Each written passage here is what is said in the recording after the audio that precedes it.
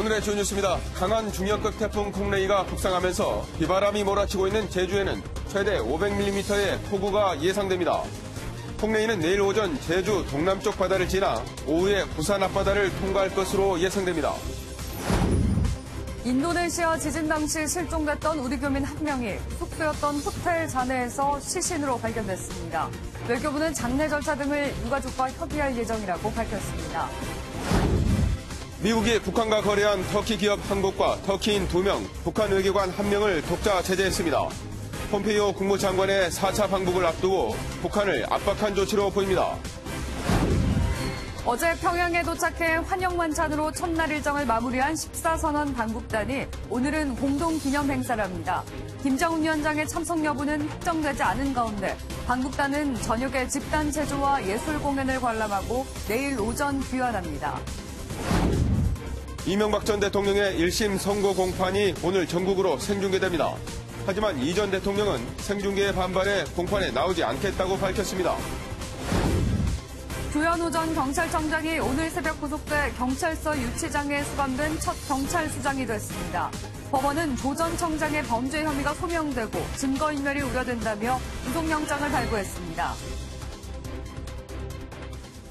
안녕하십니까. 굿모닝 MBN입니다. 오늘은 태풍 소식부터 전해드립니다. 제25호 태풍 콩레이가 한반도에 가까워지면서 밤새 제주도엔 강한 비바람이 몰아쳤습니다. 어젯밤 제주 전역에는 강풍주의보가 내려진 가운데 해상에는 최고 10m가량의 거센 물결까지 일고 있습니다. 제주도에 취재기자 나가 있습니다. 박자한 기자, 지금도 비가 계속 오고 있는 거죠? 네, 저는 지금 제주 남단에 위치한 법한포구에 나와 있습니다. 지금 제 뒤로 보이는 것처럼 이곳 해상에는 강한 바람이 몰아치고 있고 거친 파도가 일고 있습니다. 제25호 태풍 콩레이는 현재 제주 남쪽 바다를 향해 시속 26km의 속도로 올라오고 있는데요. 기상청은 내일 콩레이가 북동쪽으로 진행 방향을 틀어 제주 남쪽 해상을 스쳐 지나갈 것으로 예상하고 있습니다. 내일 오전 8시쯤 제주도에 가장 근접한 뒤 오후 3시쯤에는 부산 앞바다를 통과할 것으로 보입니다. 현재 제주 전역에는 강풍주의보가, 서쪽 앞바다에는 풍랑주의보가 내려져 최고 10m의 파도가 일고 있습니다. 어제 밤부터 시작된 강풍에 항공기 운항까지 차질이 예상돼 공항 이용객들은 사전에 운항 정보를 확인하는 것이 좋겠습니다. 콩레이는 가로수나 전신주를 쓰러뜨릴 수 있는 위력을 지닌 만큼 강풍에 취약한 시설물은 미리 단단히 고정시켜야겠습니다. 폭풍으로 인한 해일 피해도 우려되는 가운데 해안 저지대에서는 철저하게 대비하시는 게 좋겠습니다. 지금까지 제주시 남단 법한포구에서 MBN 뉴스 박지안입니다. 전해드린 것처럼 제25호 태풍 콩레이는 현재 우리나라 쪽으로 계속해서 북상하고 있습니다. 제주도와 남부지방을 통과하는 내일 새벽이 고비가 될 것으로 예상됩니다. 권영범 기자입니다. 일본 오키나와 남서쪽 해상에서 강한 바람을 동반하며 북상 중인 제25호 태풍 콩레이. 현재 중심기압은 975헥토파스칼로 최대 풍속이 초속 32m에 달하는 중형급 태풍입니다. 태풍 강도 중 두 번째에 해당하는 강한 태풍으로 북서진하다가 오늘 오전 북동쪽으로 방향을 틀 것으로 전망됩니다. 이에 따라 콩레이는 내일 제주도와 부산 등 남부지방을 강타할 것으로 예상됩니다. 특히 제주도에는 100에서 300mm의 많은 비가 내리고 산간에는 500mm 이상의 폭우가 쏟아지는 곳도 있을 것으로 보입니다. 남부지방과 강원 영동, 울릉도와 독도의 강수량은 80에서 150mm로 예상되지만 최대 300mm 이상을 기록하는 곳도 있을 것으로 전망됩니다. 기상청은 태풍이 북상하면서 오늘 새벽부터 내일 낮까지 우리나라에 가장 가깝게 접근해 전국에 비바람을 뿌릴 것으로 내다봤습니다. 바다를 지나며 약해진 상태로 접근할 가능성이 크지만 태풍의 속도가 빨라지면 예상보다 큰 피해를 줄 가능성도 있습니다. 콩레이는 2016년 7명의 목숨을 앗아간 태풍 차바와 시기와 경로가 비슷해 시설물 관리와 안전사고에 각별한 주의가 필요합니다. MBN 뉴스 권영범입니다. 어제 제23회 부산국제영화제가 막을 올렸는데요. 태풍 북상으로 야외 행사에 차질을 빚기도 했다고 합니다. 이동훈 기자입니다. 아픈 삶을 뒤로한 채 한국으로 들어온 탈북 여성. 배우 이나영의 새로운 연기를 볼 수 있는 뷰티풀 데이즈가 제23회 부산국제영화제의 개막작으로 선정됐습니다. 이나영은 6년 만에 아시아 최대 영화 축제로 복귀했습니다. 이 여성이 살아나가기 위해서 해야 되는 자기 방식을 표현해야 되는 그 담담함이 그냥 고스란히 느껴졌고 그거를 표현하고 싶었어요. 그래서 관객분들에게도 전달하고 싶었고. 세월호 구조 과정을 다룬 영화 다이빙벨 상영 갈등 이후 4년 만에 정상화를 선언한 부산영화제지만 이번엔 태풍 콩레이가 발목을 잡았습니다. 태풍 콩레이가 북상하면서 야외 행사는 줄줄이 실내로 장소로 옮겼고 해운대 시설 일부는 철거됐습니다. 그러나 아직도 영화제에 대한 사람들의 관심은 뜨겁습니다. 화려하게 하더라고요. 개막식이나 폐막식이나. 그래서 부산 분들이라면 일단 근처에 사시면 더 올 것 같고. 개막식은 김남길 한지민의 사회로 열렸으며 앞서 진행된 레드카펫 행사에서는 국내외 톱스타들이 우아한 자태를 뽐냈습니다. 79개 나라 323편의 영화가 상영되는 이번 영화제는 오는 12일 폐막합니다. MBN 뉴스 이동훈입니다. 다음 소식입니다. 오늘은 11년 전 남북정상이 평양에서 맺었던 14선언 기념 행사가 북한에서 열립니다. 앞서 어제 있었던 환영만찬에선 남과 북이 평화와 번영을 다짐했습니다. 이성식 기자입니다. 이번 14선언 기념행사는 처음으로 남북이 함께 여는 행사이자 평양 공동선언의 첫 이행 사업입니다. 북한은 남측 인사에게 처음으로 과학기술 전당을 공개했고 평양 인민문화궁전에선 남측 방북단을 환영하는 만찬이 열렸습니다. 리성건 북한 조국평화통일위원장은 우리가 좋아하는 요리도 생각도 같듯이 나갈 길은 하나라고 강조했습니다. 북남 수뇌분들의 애국의 뜻과 불같은 열정, 하나된 통일 강국에서 살려는 온 민족의 철의 의지와 힘찬 투쟁에 의해 통일 번영의 새로운 시대가 펼쳐지고 있습니다. 조명균 통일부 장관이 바로 화답했고 평양 공동선언을 한 단어로 압축하자면 실천이라는 단어가 가장 적합하다고 생각합니다.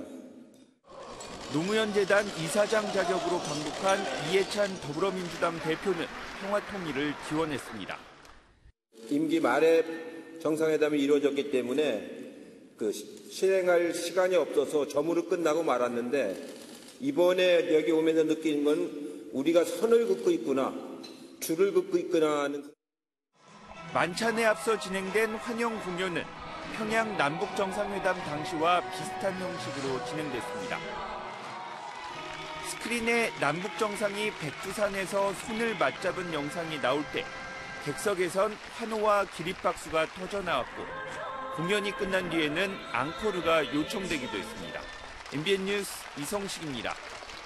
남측 방북단은 오늘 북측과 함께 14선언 11주년 기념식을 치르는데 김정은 위원장의 참석 여부가 관심을 모으고 있습니다.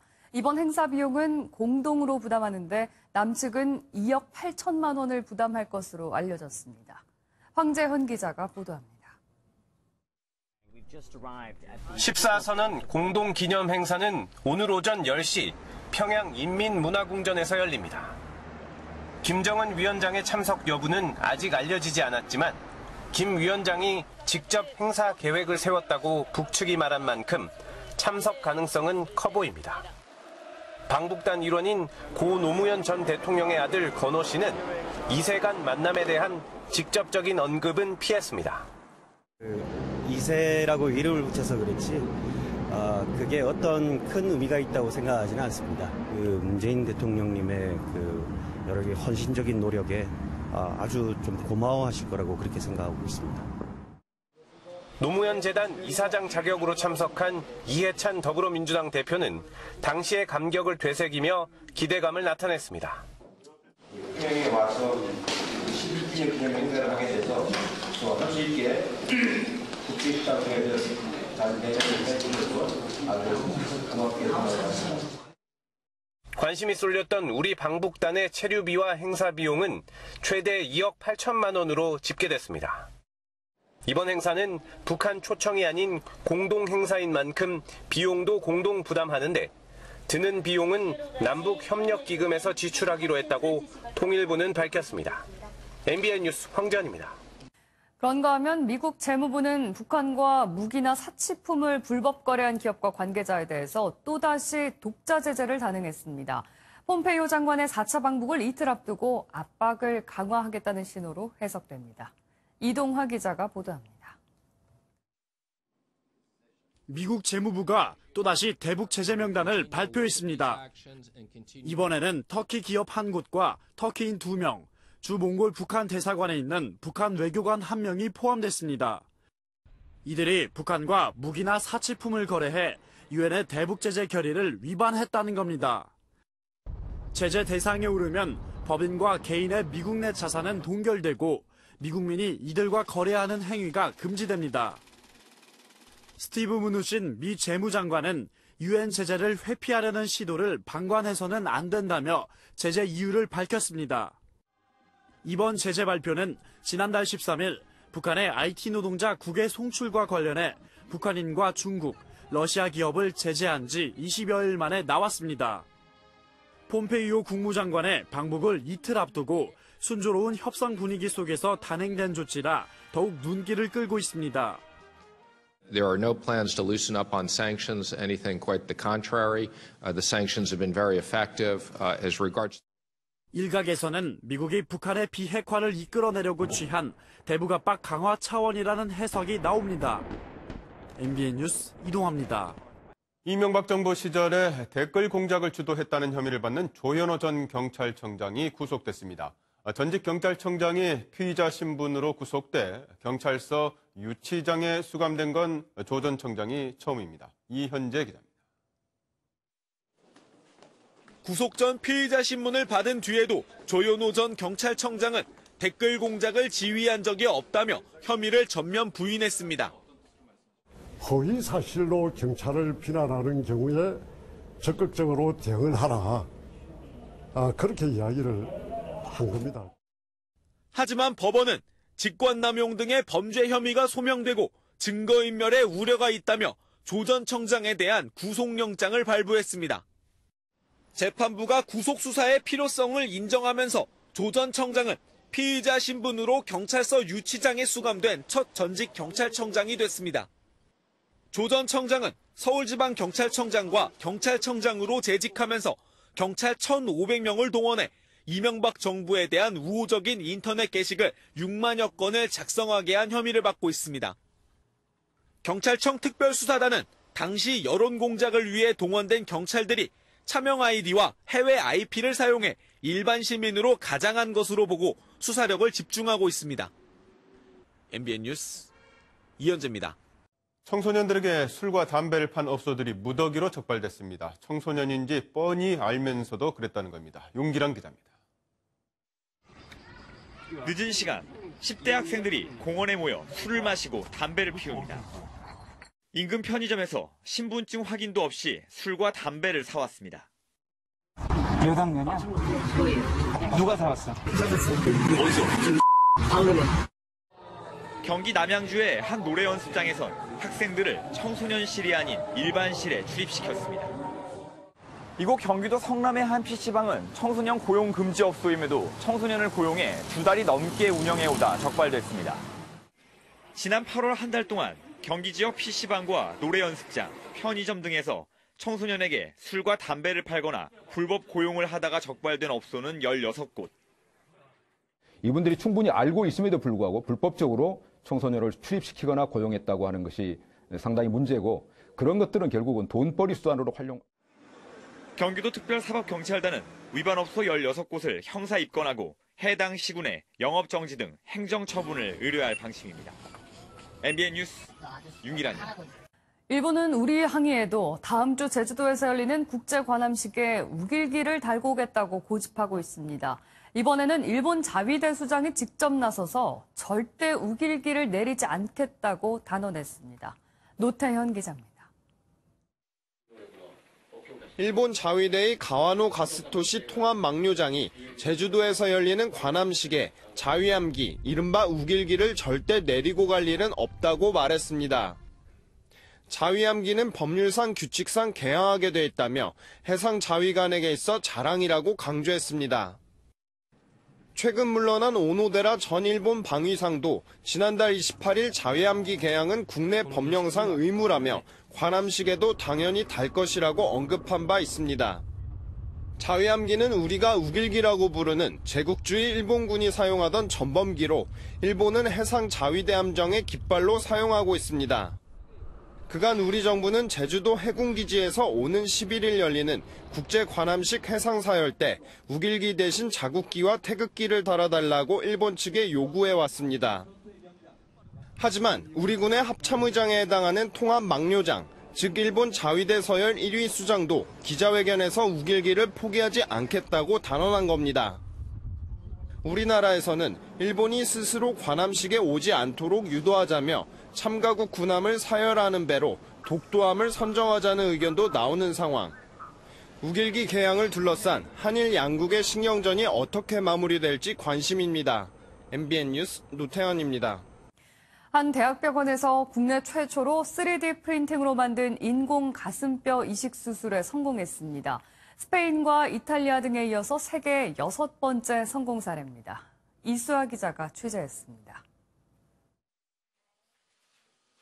악성 종양이 생긴 환자의 가슴뼈를 제거하고 그 자리에 새로운 흉곽을 이식하는 장면입니다. 집도의 손에 들린 것은 티타늄 소재로 만든 인공 가슴뼈로 3D 프린팅으로 만들어졌습니다. 국내 최초이자 인공 흉곽으로는 세계 최대 규모입니다. 무게는 190g에 불과하지만 인체뼈보다 단단하면서도 부러지지 않는 탄성을 지녔습니다. 환자 몸에 잘라낸 범위만큼 티타늄, 뼈보다 더 단단한 티타늄으로 제작을 해서 제자리에 위치를 부착하면 환자가 좀 더 편안하지 않을까라는 의도에서 시작하게 됐습니다. 지금까지 흉곽 재건 수술은 주로 골시멘트를 이용해왔습니다. 하지만 골시멘트는 소재 자체가 무거운 데다 수술 뒤 호흡곤란이나 세균 감염 위험이 있었습니다. 수술 전 시한부 선고를 받았던 남성 환자는 빠르게 건강을 회복하며 다음 주 퇴원을 앞두고 있습니다.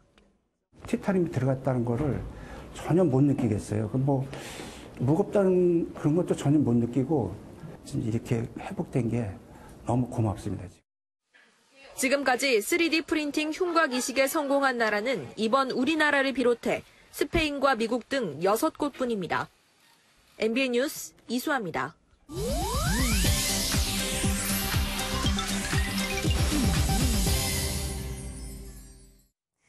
인터넷에서 어떤 소식들이 화제인지 살펴보는 인터넷 와글와글입니다. 긴장을 해서 스트레스를 받으면 피부에서 냄새가 난다는 연구 결과가 나왔습니다. 일본 유명 화장품 회사 연구팀의 조사 결과 스트레스를 받으면 피부에서 독특한 냄새가 나는 것으로 확인되는데요. 냄새의 정체는 몸에서 분출되는 가스, 파나 부추에서 나는 냄새와 비슷한 것으로 나타났습니다. 연구진은 일명 스트레스 냄새를 타인이 맡게 되면 피로감을 느끼기 쉽다고 전했는데요. 만병의 원인인 스트레스 잘 관리하셔야겠습니다. 뻣뻣한 아재 댄스로 화제를 일으켰던 테리사 메이 영국 총리가 이번에는 댄싱 퀸으로 등장했습니다. 보수당 전당대회 폐막식, 아바의 히트곡 댄싱 퀸이 흘러나오자 메이 총리가 몸을 흔들면서 무대에 등장하는데요. 메이 총리는 밝게 웃으면서 몇 초 동안 춤을 춘 뒤 연설을 시작합니다. 여유로운 모습으로 자신감을 내비치는 메이 총리. 지난해 조기 총선 패배로 인해 암울했던 분위기와는 상당히 달라진 모습이었는데요. 아재 춤에 댄싱 퀸까지 섭렵하다니 과연 당원들에겐 몇 점이나 얻었을까요? 무모한 셀카로 목숨을 잃는 사람이 지난 6년간 259명에 달하는 것으로 나타났습니다. 인도 뉴델리 공립의대 연구팀에 따르면 사망자의 72%는 남성이고 30세 미만이 가장 많았습니다. 셀카 사망 사고가 가장 많이 발생한 나라는 인도였는데 이 사고 원인으로는 익사 사고가 가장 많았고 교통사고나 화재, 추락이 뒤를 이었습니다. 총을 들고 자세를 취하다가 오발로 사망하는 경우도 있었는데요. 극적인 한 방을 찍으려다 위험도 감수하는 건데 그러다 인생도 한 방에 훅 간다고요. 어제 아침 출근길 환자복을 입은 사람이 지하철에 등장해 승객이 모두 내리는 소동이 일어났습니다. 어제 오전 8시쯤 서울 지하철 3호선 경찰병원역에 결핵에 걸린 환자가 탑승했는데요. 마스크도 없이 열차에 올라탄 환자는 직원에게 스스로 결핵 환자라고 알렸고 직원은 내정거장이 지난 뒤 그를 하차시켰습니다. 전염 가능성이 있는 활동성 결핵 환자로 확인되자 서울교통공사는 열차 안에 타고 있던 승객 모두를 내리게 한 다음 내부를 소독한 것으로 전해졌는데요. 오늘 출근길은 부디 그런 일이 없길 바라면서 지금까지 인터넷 와글와글이었습니다. 다음은 화제 영상입니다. 깊어져가는 가을을 만끽할 수 있는 10월. 그런데 때 아닌 눈이 쏟아진 곳이 있다는데요. 화면 함께 보시죠. 굵은 눈발에 와이퍼는 무용지물이 되고 차들은 거북이 주행을 합니다. 때 아닌 폭설이 쏟아진 캐나다 캘거리의 모습인데요. 공식적으로 지난 사흘간 33cm의 적설량을 기록했고 45cm의 눈이 내린 곳도 있었다네요. 10월 폭설은 104년 만의 일이라고 하는데요. 이에 300건이 넘는 자동차 사고가 발생하기도 했다고요. 경찰청 통계에 따르면 재작년 가전폭력 발생 건수가 4만 5천 건이 넘는데요. 단순히 집안일로 치부하기엔 그 심각성이 날로 커지고 있습니다. 미 몬태나주의 경찰서 앞 사람 모양의 패널들이 늘어서 있는데요. 모두 100개에 달하는 이 모형들에는 가정폭력에 희생된 여성 또는 아이의 이야기가 쓰여 있습니다. 통계에 따르면 지난 16년간 몬태나주에서만 169명의 여성이 가정폭력으로 목숨을 잃었는데요. 가정폭력의 위험성을 알리는 전시의 취지가 잘 전달되길 바랍니다. 노병은 죽지 않는다. 다만 사라질 뿐이다. 그런데 이 노장은 죽지도 사라지지도 않고 다시 돌아왔습니다. 망토를 두르고 말을 타고 있는 이 남성. 다음 그림을 보니 얼굴이 낯이 익죠. 새롭게 돌아오는 람보 시리즈의 주인공 실베스터 스텔론입니다. 서부극을 콘셉트로 하는 람보5는 3년 전부터 준비해왔다는데요. 72세를 맞은 노장 실베스터 스텔론이 어떤 활약을 보여줄지 기대되네요. 지금까지 굿모닝 월드였습니다. 가을 태풍 콩레이가 한반도를 향해 북상하고 있습니다. 크기 중형, 세력도 중형으로 밤사이 세력이 한 단계 약화되었지만 여전히 강한 바람과 함께 많은 비를 뿌릴 것으로 예상되고 있습니다. 현재 태풍 콩레이는 일본 오키나와 서북쪽 약 170km 해상에서 북상하고 있습니다. 점차 방향을 틀어서 주말인 내일 새벽 3시쯤에는 서귀포 남서쪽 해상을 지나 토요일 오후에는 부산 앞바다를 스치듯 지날 텐데요. 제주도는 내일 오전 8시경, 부산은 오후 3시경이 태풍과 가장 근접해지면서 태풍의 고비가 되겠습니다. 하지만 태풍의 속도가 빨라질 경우 남해안에 상륙할 가능성도 배제할 수 없는 상태입니다. 지금 동해와 서해 중부 먼바다를 제외한 대부분의 해상에서는 풍랑주의보가, 제주 산지에서는 호우주의보가, 제주도 남쪽 먼바다에서는 태풍주의보가 내려져 있습니다. 점차 태풍특보는 해상을 비롯해서 내륙에서도 확대 강화되겠습니다. 지금 태풍의 앞에서 만들어진 비구름의 영향으로 서울에서도 빗방울이 떨어지기 시작했습니다. 차츰 전국으로 확대되겠고 빗줄기도 굵어지겠습니다. 내일까지 제주 산지에서는 500mm가 넘는 물폭탄이 쏟아지겠고요. 동해안과 남해안, 지리산 부근에서도 300mm 이상, 남부 150mm, 중부지방에서도 많게는 120mm 이상이 되겠습니다. 비가 오면서 낮 기온은 일시 주춤합니다. 서울 18도, 대전 19도, 광주 22도가 되겠습니다. 주말인 내일은 오후에 서쪽 지역부터 비가 차차 그치기 시작해 이후에는 점차 태풍의 영향에서 벗어나겠습니다. 많은 비도 문제지만 제주와 남해안에서는 순간 최대 풍속 40m에 달하는 폭풍이 몰아칠 것으로 보입니다. 날아갈 물건은 없는지 주변 점검 잘 해주셔야겠습니다. 지금까지 남산에서 날씨 전해드렸습니다.